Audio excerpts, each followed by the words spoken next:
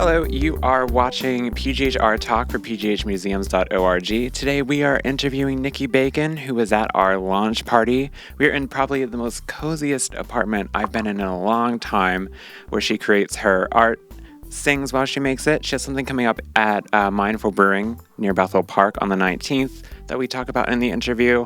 We talk about growing up being homeschooled, creating art, going to concerts, hitting the mic stand, and being an affordable artist. Tag is affordable art. And right after this break, we're going to get right into it with Nikky Bacon for PGHR Talk.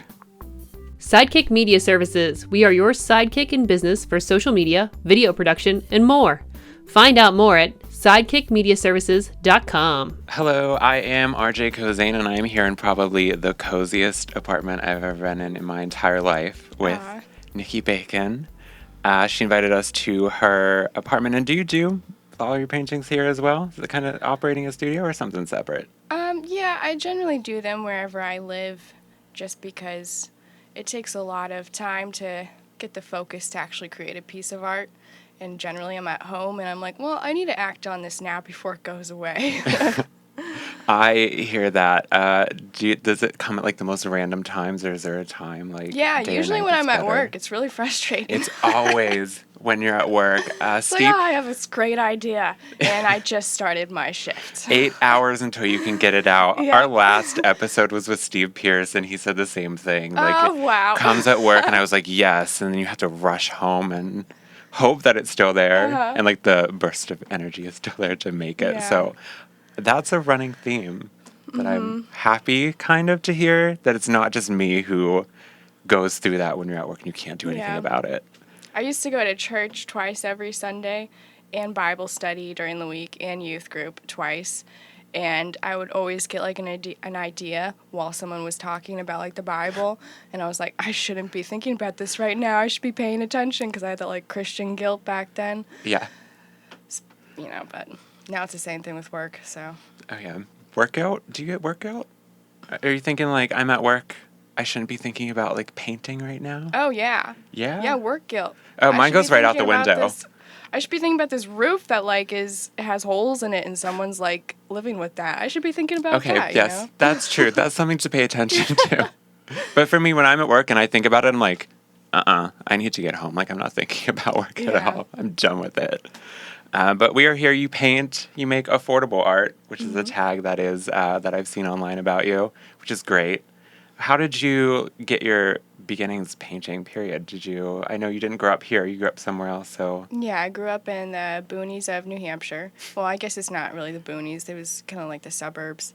But I lived in the middle of a lot of woods, and I was homeschooled, so I didn't really see a lot of people besides my family on a regular basis. And I just gravitated towards art because my mom also made art, and she showed me some stuff, and I got interested, and I just like hyper focused on it because I have ADHD. And I just made art for pretty much my whole childhood. And then high school I took a break, but then I got back into it when I turned like 18 and just really went into it. Nice. When did you start? Like, how early in childhood were you like, I think I should just grab a brush? And was it just painting, or did you seg into like, did you find your way into what you wanted to do? I started out with crayons. I really loved crayons. As kids do. And I did this cool thing when I was like, I don't know, like 7, where I would do a bunch of markers on a piece of paper and then go over it with black crayon and then carve into it. Okay. So like I already was like starting with some really crazy stuff at a young age. But, you know, I was real young. I don't even know what the exact age was. It had to have been like when I was like 7 or something, because it was before I knew how to read. And I knew how to read when I was 10, which is like pretty late in life, but, you know, I was homeschooled, so maybe that is why I didn't learn how to read sooner. Did that play into like the creativity too? Because I'm sure being home all of the time. I was always drawing stuff. Like I had this drawing diary, so I would like draw what I did with my brother that day instead of writing. Like we played tennis, and there's little stick figures like ding ding. That is adorable.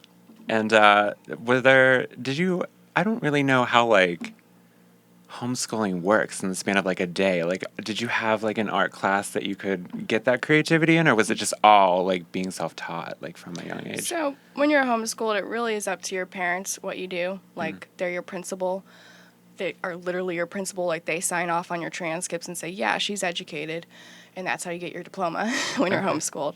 So it was up to my parents, really. And I could have been more proactive and, like, said, like, I want this, I need this, and, like, pressured them. But I'm a pretty passive person, so I just, like, sat back and stayed at home.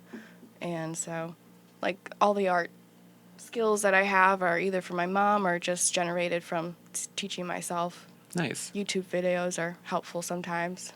Yeah. But, yeah. Did your mom, was she also a painter, or you said she's a creator too? She did acrylic paint too. She generally did like seascapes because she grew up in California. So there's a lot of moonlit paintings. I saw this one drawing that she did. It was like a cat sitting on this blanket. It's really cool. That's probably the coolest piece of art my mom has at my old house. But yeah. Cool. And for your subjects, as far as what you create, you mentioned being surrounded in the boonies of New Hampshire, like trees. I remember seeing a piece of work of yours that was just a very colorful tree. So do you take inspiration from your surroundings, or how do you like pick out what subjects, like what's behind us and Well, I really like what you make? architecture, which I want to get more into painting architecture, which is what that was inspired from. But I also really like nature, and I like how light affects things. And I think that nature by itself can be pretty boring if you just like represent it to its fullest extent. But if you like twist some things, like kind of like a Instagram filter, if you like add some extra color or some extra like elegancy, like that's probably not even a word. But we if you create just words add here. We're some artists. It's fine. pizzazz, then it's kind of like how it would be in my mind, because my mind kind of saturates things more than they are naturally. Yeah. So. Makes sense. In terms of like saturation, are you always like, when you sit down to start a piece, is it, I see this tree, how do I kind of get it to what I'm thinking? Or how do you go about like saturating the paintings and twisting them? So I usually start with a base idea. Like this one, I just wanted to paint a silhouette of myself that was shattered. So I started with that idea. And then I laid it out, and I'm like, oh, I should paint the dress. I'm like, well, now it looks weird because, like, there's no color anywhere else. So I did the color in the background, and I'm like, well, now it just looks really smooth. So that's why I took these brush strokes and made them look a little bit more rough, because I wanted a bit more roughness added. And I did the splattered paint just to make it look like it's all brought in together. But yeah, I usually start with a rough idea, and then I tweak it like 10,000 times. Me too. I'm with you there. I come from the music world, so a lot of the times when I start with a bass tune, I'm like, how do I tweak this so it's like not just like, I guess speaking in artist terms, like a flat canvas. So just getting up close and just turning around for a second and seeing all of that detail and all those layers are really nice. Do you think in layers while you're doing it, or is it kind of like as it goes along, like, oh, I should add something or twist it to add more dimension? You know, so what I like to do is to get the base idea out, and then I'll take a picture of it, and then I'll put some filters on it, and then I'm like, oh, that looks so much better. I should do that. And then I'll like add that. I had this one painting of two birds that were blue, and the background was like this deep red that like faded into brown. And I took a picture of it and I saturated it, and like it turned the birds purple. I was like, that looks so much better. So I made them purple, just like added some more like pink and whatnot. Consider that idea stolen. I don't know how I'm going to translate that in the music world, but I'm going to do something to where it brings out something crazy. Do you just open Instagram and you're like, filter, or like something else? Wow, my art looks way better. That is an insane Kind of approach. like how it makes your face look better. Sometimes. You got to get the right filters. Yeah, other ones bring out like acne and whatnot. Just make it black and white. It's fine. Saturation all the way down. Yeah. In terms of presence, while we're speaking about internet, usually when I approach like interviewing a musician or an artist, I like research the crap out of them. I could not find anything on you. So where can people go to like see everything? Is it just Instagram, Facebook, or can they find you out in the physical world somewhere to see these things? So I really like working off of photos because I'm just a visual person. So I've gravitated towards Instagram these days, and I think that's probably the way I'm going to heavily concentrate my, getting out into the world with my stuff. The one right now that I'm using is called Keep Attic, and that's Keep, Keep, and then there's an underscore, and then Attic, Attic. Okay. So that's how you can find me, where I share all my art. Okay. And is that like an app, or is that the website, or an account? That's Instagram. Oh, okay. All right. Very cool. And how do they like purchase a piece? Just ask me. Just ask? Literally. I'm willing to drive. I'm willing to deliver. Like, just ask. That is something that I find there's not really like a centralized place with artists in terms of when you create like film or something, there's a distributor and you can just put it out. Yeah. And with artists, I'm like, there's nothing like that. And everything is so unique to each individual artist that I'm always surprised whenever someone's just like, just call me, do whatever you want. Yeah, and maybe I'll have a more organized platform one day, but in order to do that, I need professional photos, and I'm kind of broke right now, so can't really get those done. But, yeah, maybe soon, one day. Yeah. But I mean, the majority of artists are just like, contact me because there's not a centralized place. So I'm learning that. So if I want a Nikky Bacon piece, I'm just going to knock on this cozy apartment door. You can just ask to come look at the art. Like, if you don't want to just buy it without seeing it in person, that's fine. Like, you can come, you can look at it, you can say, I actually don't want this. Like, it's better than not asking, because honestly, I would love to get some of these pieces off my hands. And what can people expect when they look at like a Nikky Bacon piece? Like, what kind of, I guess, techniques are you using? Like, is it just paint? Is it just acrylic? Are there different things involved? So I love switching it up. So generally I stick with acrylic, but for instance, this is completely covered in modeling paste, which is a medium, and then I took my shoes and I printed them onto the modeling paste, and then I carved out where the shoe print was. So like, you can feel the texture of the shoe literally. And these are the shoes that I had when I moved here. So it's kind of like a piece that symbolizes moving on from things. But I use different mediums all the time, and recently I've been using fluorescent paint. So I'll turn on the black light when I'm using the fluorescent paint, and then I'll turn it off and I'll turn on a regular light and see if it still looks good, because they react differently, and if you can blend them in a way that makes them look good under both lights, it's like a mastery that I'm still working on, but getting pretty good at. Yeah. For instance, this painting in the background, the building, I painted it completely orange, and then I took a sprayer, and I filled it with water and yellow fluorescent paint, and I sprayed it on. So you can't see the yellow fluorescent right now because it's so thin. Right. But if I were to turn on a black light, it would make the black pop out because the background turns like yellowish orange. You are blowing my mind right now. Yeah. We are here with Nikky Bacon, and I could not do this without, first of all, your support. Thank you so much for coming out whenever we launched our website. You were at the launch party. That was a great night. Yes, that was wonderful. And thank you guys for coming out as well. We can't thank our members enough. We can't thank the people who share, support, watch these things, the back and forth, me flailing my arms. It's wonderful. And if you want to kind of like extra sweeten up the support, we're all volunteers here. We're new. We're trying to bring you art of the southwestern Pennsylvania area and elsewhere, Pittsburgh, wherever we want to really go with that. We have a membership program. If you go to pghmuseums.org, it is $20 and has some perks. It gets you a certain percentage off of galleries, museums. There's one class on there right now that you can kind of have a percentage off on, and it's great. We're constantly building. If you're a museum who wants to be affiliated, reach out to us. I love responding to emails. So we're all for that. And thank you to you. Thank you to you for coming out for the launch party. You. And thank you for this interview. I still can't get over everything that's behind me right now. That's great.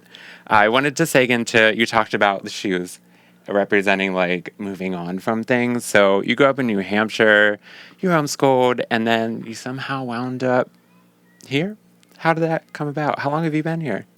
I've been here since 2016. I lived with my brother John, who also lived here at the time, for a couple months. He really helped me get on my feet, but now he lives in Philly. I still have another brother here, though, my brother Dave and his family. So I moved down here because my family was still around, and it was a more exciting place in my eyes. Still more exciting than living in the woods, but the woods were beautiful. So everything has its perks, I guess. What do you do in New Hampshire in the woods versus like Etna and Pittsburgh where everything is here? I didn't really do anything that people do up there because I was homeschooled, so I just did nothing. But, generally people back there just like hang out in someone's basement or like go on a road trip, the normal country stuff. Yeah. I grew up in Greensburg, so I mean, it's not that far out and it's not that boony-ish, but it's enough where it was like the same kind of childhood where you just like hang out with the friends and just like go and do nothing all day long. Yeah. So I feel that. There's definitely a lot Go more. to the mall. Yeah, go to the mall. Go to Hot Topic. It's great. Yeah, for the umpteenth time. Yes.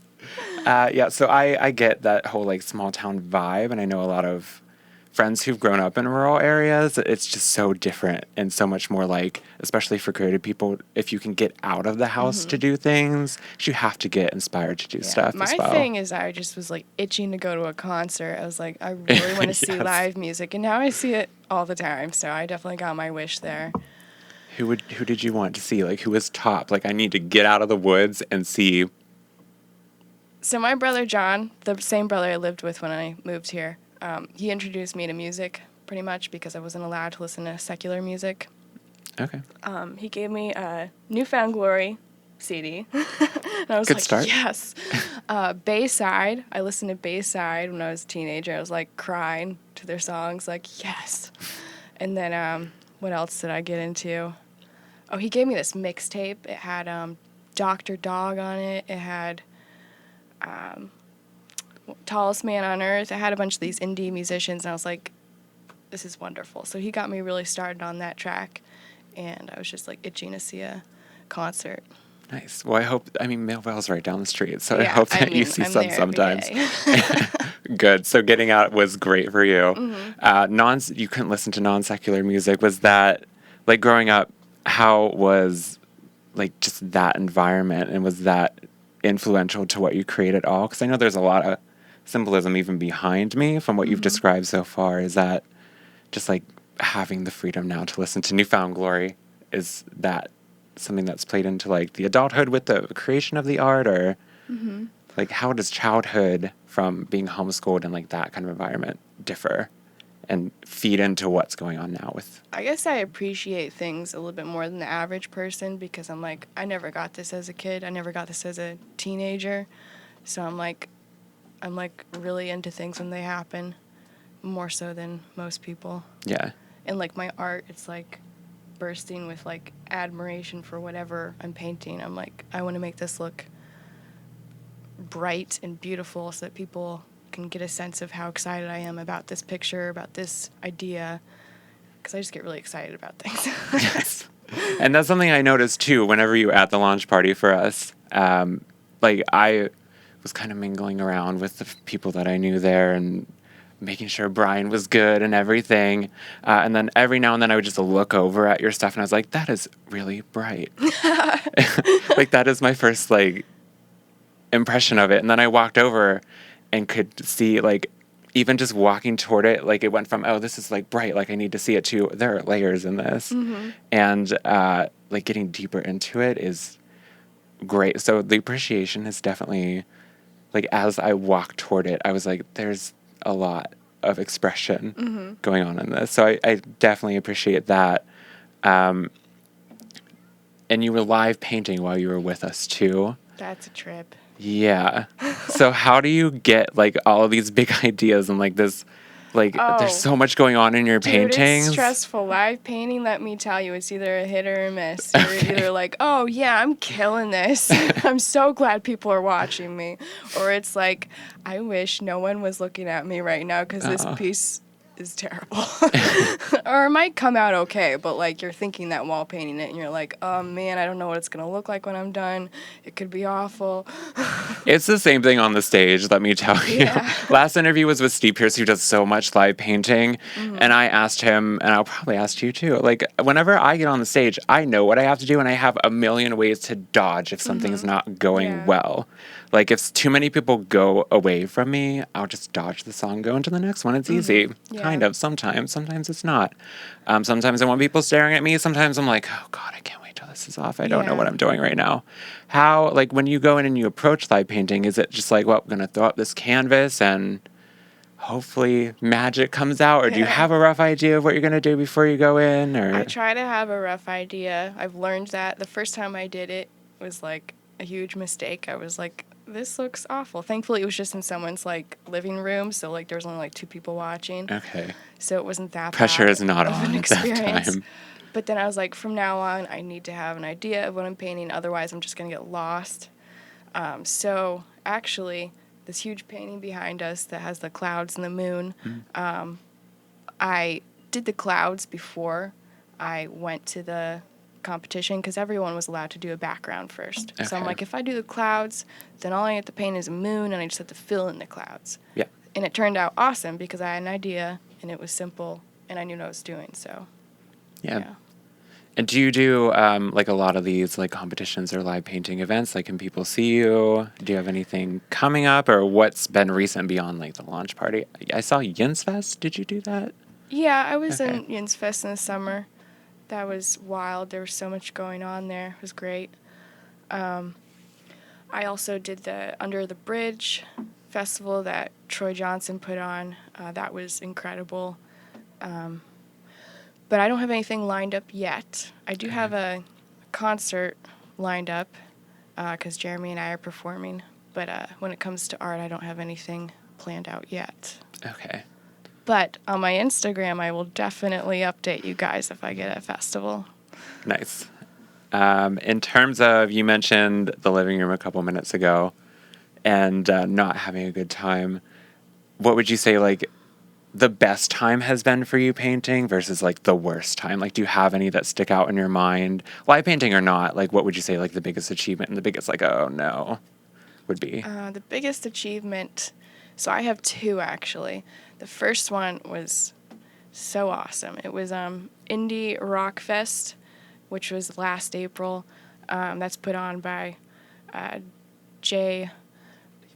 Nathan J. Sorry, Nathan, I forgot your name for a second. Thank you, Brian. I love you.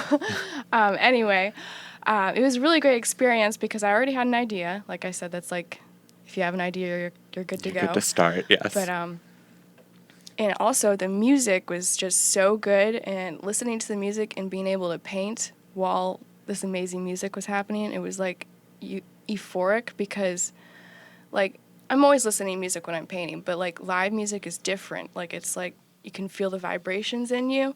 So like feeling that vibration and being able to paint while feeling it, it was just awesome. So that was probably one of my best experiences. And then the other one was that competition I told you about where I painted the clouds and the moon. My probably my worst experience was the first one, just because it was my first one. And I thought I had a good idea, and it was not a good idea. But the person I gave it to likes it, so I mean, that just goes to show that everything's up to interpretation. For sure, yeah. Whenever something's finished, it's like it's not for you anymore. It's Yeah. for the people who are looking Oh, at you it like and it? gets Yeah, it. take it. Yes, Yeah, it was take great. It's that. my I don't greatest want to see work. it again. Yes. You mentioned performing music. Do you perform outside of that, or like outside of painting? Yeah. You said there's a performance coming up. Yeah, so that's going to be on the 19th at Mindful Brewing, which is in Castle Shannon. That is right down the street from me. Oh, so you're going to be there, I'm right? going to be Oh, there. sweet. I love Mindful Brewing. Yeah. That is not a sponsor at all. I love Mindful Brewing. I have not been there yet, but I've heard good things. Nice. What can we expect? What can I expect? You can expect to hear me sing some really, I guess they would be vulnerable songs. Like I have really vulnerable vocalisms. Like Okay. if I slip up, it's pretty obvious. because I have a lower voice, but it gets high and also gets really low. So those are like two ends of the spectrums, and it's really easy to mess it up either way. But You won't mess up. It'll be great. I've been singing like my whole life, like along with painting. Like I usually sing while I'm painting because I'm listening to music. So I've just been singing my whole life, as well as at church, which I went to as a kid a lot. Yeah. So. What genre is it that we can expect to hear? That's always a hard question to answer, but I guess you would Always. call it like it's kind of like Evanescence, but like with a softer touch. Can we hear anything, or do they have to come to Mindful Brewing? You have anyway? to come to Mindful Brewing. It's Okay. the morning I'm not prepared to sing. Oh, no. All right, so everyone go. That was a demand. I heard it in her voice. Yeah, it's going to be around 7 to 8 that we go up, so I would try to get there early because, it can always happen when you don't expect it to. So I try to get there early, Mindful Brewing, and that's on the 19th. I'm ready. I want to go right now. Yeah. Can you just get on stage Let's just now? skip ahead. Yes. Okay. Time warping. You listen to music while you paint. Is there anything like specific that you like to throw on? Which I'm jealous of, like when that painters can listen to music, because I just make music. Yeah. So I'm like, oh, I want to listen to Aphex Twin. Oh wait, I can't listen to two things at the same time, so I have to listen to myself for 5 Yeah. hours.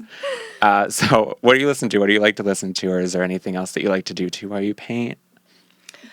So I've been really listening to Me Without You a lot, as well as Manchester Orchestra, like on my Spotify. So those were like my two like top artists I listen to. But I also enjoy more indie music, like Belle and Sebastian, Toss Me on Earth still. Thanks, John, for introducing me to them. But yeah, I switch it up depending on my mood. If I feel angry, I'll listen to Me Without You. And does this all kind of like feed into like the art that you create? Does like singing while you paint like bring something out? Oh, well, it helps me focus because, like, I usually need to be focusing on two things to, like, really hone in on something. If I have, like, two things going on, it helps me focus, which is weird, but it's just how it works. So if I'm singing, it helps me put more energy into my art, actually. Yeah. And does it take a bit for that energy to like get going, or are you just like... Oh, definitely. It's really frustrating. I think it's frustrating for everyone who gets like, it's either, I talk to a lot of people where it's either like feast or famine, like you have all of these ideas you need to get out, or it's like, where'd all my ideas go? Yeah. But I feel like I'm like surrounded by so much art that there's no reason to be frustrated, I feel like, but I know that like, yes, it happens. Like how many pieces do you think that you can even like pump out in a year? Because it's so many. Like even when you were live painting, I was like, not even it's all bright, but I was like, there's a lot to choose from right now. And it's affordable. Yeah. Like, is it more feast for you, or is it more like, where are my ideas at? So I painted a lot this year because I was focusing on small art because it sells faster because people can carry it around when they're at a festival, or it's just cheaper. So I made a lot of small pieces, which they were easier to make. So I made a lot this year, but in previous years it's been kind of more of a famine, mainly because my living situations were just like weird. But now that I'm a little bit more settled and comfortable, I've been making more art. So It seems like, and I'm with you on that too, like life changes. Like people say the artist, like the suffering of the artist, they always have to be suffering to create something. And I'm just like, when I'm like moving or some big thing happens in life, I'm just like, No. like don't get me toward that. And then Yeah. once everything calms down, you remember it and you're like, Yeah. this is how I'm going to express that. right? It's like, here's the hindsight. It's 2020. Let me throw this. Yeah. Yeah. And you talked about like selling the art, and the tag is affordable art. And it's so affordable. Like I'm usually nervous to ask an artist how much a piece is going to be, because then I have to try, like politely figure out a way to be like, I'm broke. I'm not buying that. A payment plan system. Like $9.99 Which I totally a do. month. Do you? Yeah, you I can don't need it with totally your set art. up a payment plan. Well, I mean, some pieces are pretty expensive. No, I'm still that's expecting true. $300 for that one. I carved that one. I carved the clouds. What's the payment plan for that? Whatever you want it to be. I love this. But yeah, I'm always like very hesitant to ask because I want to buy it. Like they'll still say $7,000, and I'm like, How the hell are you going to make this feasible? Like, do I will cancel give Netflix? you my soul. Yes, okay? I'll Is sell that it. Enough? I won't sell it. I'm saving that for the Illuminati. But affordable art, like we're in this age where art is so needed and it's everywhere now because the internet like explodes everything and like Yeah. niche genres, they're everywhere for like not the end. But it's so undervalued financially for everybody in art. Even I was just thinking the other day about like Suncoast closing. Do you remember Suncoast? No, but it sounds rad. It was rad. It was just like a store you could buy movies in. It sounds cool. But there were like so many movies, and they all shut down in the early 2000s because film started to kind of like not like pirating was really big in the early 2000s. Yeah. So, I mean, when like the big corporations suffer, the little guys are suffering too. So when I saw affordable art, and it's affordable, like buy this, all of this. Was that just something that you were like, I'm just going to do this, it's affordable? Well, it's just like when you have a piece for like 3 years, you're like, I should probably drop the price. Okay. It's just better for someone else to have it because I'm like running out of space for my art. And I need money. Get it out of here. What can you expect, like, price range in terms of being affordable? Because on Instagram, I see them, but you're probably not following her. Follow her right now. Come to Mindful Brewing. It's a list of demands with this interview. What can they expect as far as, like, price for what you create? Like, something small to big. So, like, if it's, like, I don't know, like a 4x4 or something, like, probably $15-$20, depending on how much detail there is. It's dependent on size, so like if it's a 20 by 16, it's probably going to be $50 at cheapest. If I put a lot of detail into it, or if I use different mediums, it's probably going to be more around $100. This one, it's really big, really durable canvas, and I use medium over the whole thing. It's like a really smooth painting with these cool textured footprints. So like that one, obviously I'm expecting like at least $250. But it's all dependent on detail and size. Well, I'm gonna go raid this place. I'm gonna thumb through everything like I'm in Suncoast and it's still booming, and set up the payment plan. Suncoast, that's such a cool name. I know. It's gone. I mean, it's up for grabs now. Yeah. Like, you can name a painting Suncoast if you want, and they won't sue you. I don't think. Hopefully they're not watching this. But thank you so much for being here. I am going to go through all of this art because this is great. You're a wonderful artist, and I'm so glad that you came to the launch party. I'm so glad to be in this space. Thank you for everything. Thank you. Yeah. Thank you for listening to Art Talk from pghmuseums.org. Your host today was RJ Kozane, and the program was edited by me, Brian Crawford. Today's music was Wallpaper by Kevin MacLeod and can be found at filmmusic.io. It is licensed through the Creative Commons. Be sure to search PGH Art Talk on Apple Podcasts, Spotify, or wherever podcasts are found. PGH Museums is made possible through our members and affiliate museums, such as the Punxsutawney Weather Discovery Center. Become a tornado. Make a thunderstorm. Be a TV weather forecaster. You can do all of this and more at the interactive Punxsutawney Weather Discovery Center, located in the home of Punxsutawney Phil. Learn more at weatherdiscovery.org. We'll catch you in 2 weeks, right here on Art Talk from pghmuseums.org.